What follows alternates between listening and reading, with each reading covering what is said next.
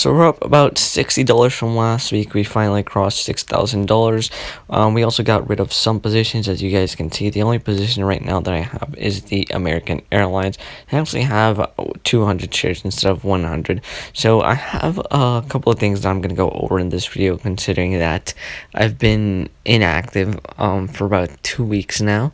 I still have been making trades. I just have not been recording them. But I'm going to go ahead and explain what has happened in between these 2 weeks and why I have $6,000, because I know I was close to $5,000, but we're all going to go ahead and explain all of that in this video. So make sure you stay till the end of the video.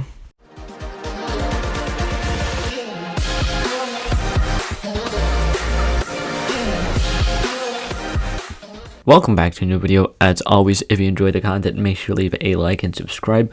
So as I mentioned, I have a couple of things to go over today because I think the last video I made was like 2 weeks ago.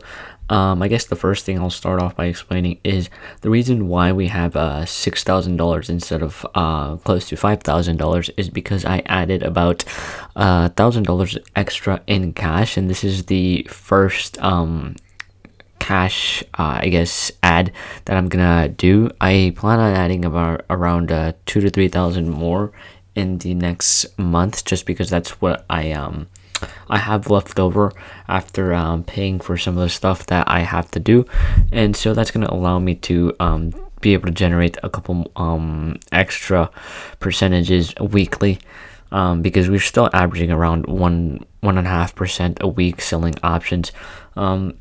But other than that, a lot has been going on, as of right now, we only have one position, which is the American Airlines. If you guys remember from last time I made a video, we had positions in Ford and Bank of America. So we're going to go ahead and explain in this video what ended up happening with those positions. So I'll start off by explaining the Bank of America. If you guys remember, we had shares of 100 shares of Bank of America at an average of $24, because that's where we got assigned. So we continued to sell covered calls on the Bank of America position, and I think all in all we sold covered calls for around close to a month, and the total profit on it was close to I want to say like $3,000 or $300, something like that. We did get them called away last week. We sold the $23 strike or $24 strike, and I think it ended last week at around 47 or 43, something like that. So obviously we missed out on around another $50 in profit. If we would have sold the 24.5, we would have gotten a little bit more premium and we would have still had the shares. But I'm not too worried about that. Profit is profit, and we were able to gain a pretty decent amount selling premiums on this one, and it's actually hovering right above the $24. And I was actually trying to enter a put sell on Bank of America this morning, but I was hoping that for it to reach under $24, which it did for a second. It reached down at $24.92, but I'll hold on to the $2,600 that I have in cash as of right now, and wait and see if Bank of America wants to dip below $24 again, and then I'll definitely look into selling the $23 strike, or maybe even the $23.50 strike on Bank of America.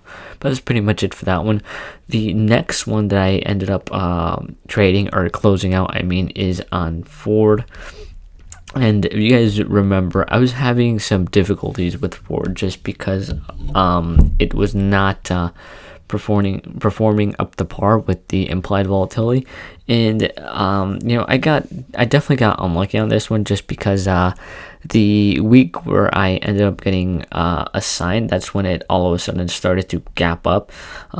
If you can see the monthly chart, it kind of traded sideways for most of the month, and then right when we were hoping to get out, it's when it shot up close to $7. I think it did actually get above $7 for a little bit, but we ended up selling the 6.5 option, and we got assigned on that one. And I think after doing all the math and accounting for all the premiums that we've collected, it came out to right around break even, or maybe a $5 loss. So not too bad, obviously we like to aim for wins, but I'll take a $5 loss any day.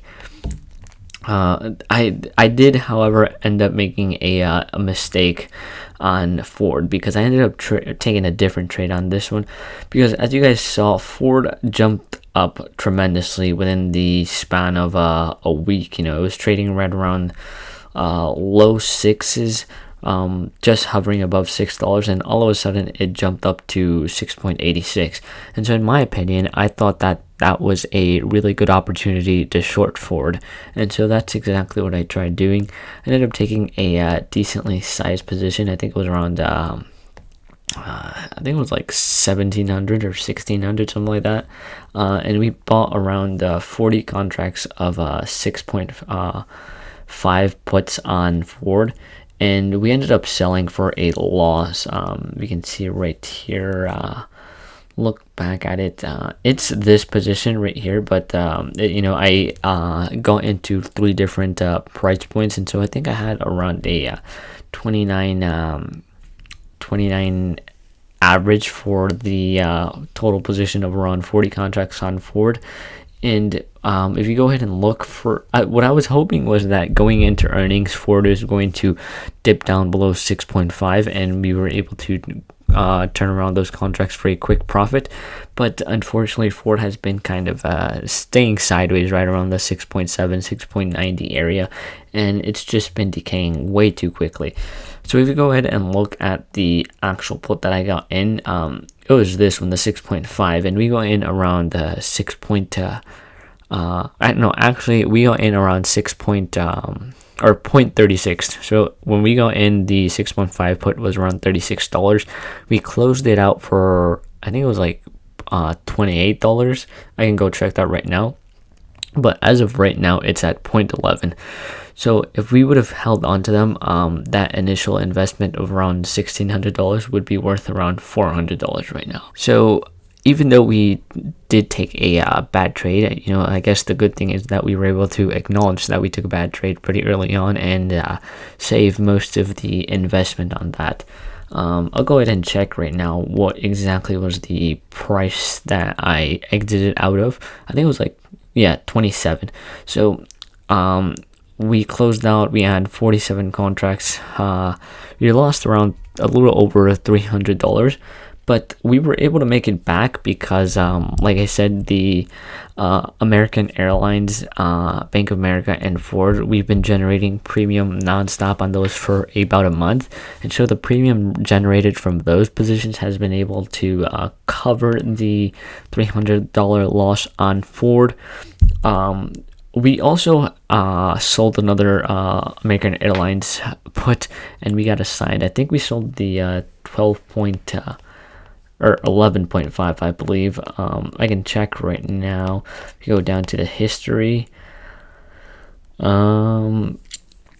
sold the. Let me check. Put assignment, so we sold the 12.5, and we received a total premium of around $24 for that, but that's completely fine. We've been selling so much premium on American Airlines that our actual cost basis is close to $10. Our actual cost basis on the stocks, just based on the 2 positions that we bought, which were the 100 shares at $14 and 800 shares at 12.50, is 13.25. So even then, it's not too bad. As of right now, we sold some covered calls, and we also have a put sell at 11.5. So that does get assigned. That's also going to lower my cost basis even more. For this one, we received a total premium of $58. So all in all, it's looking pretty good right now. We have around, like I said, $2,600 in cash, waiting to see if Bank of America can dip below $24. But that's pretty much it for this video. I hope you guys enjoyed, and I will see you guys in the next one.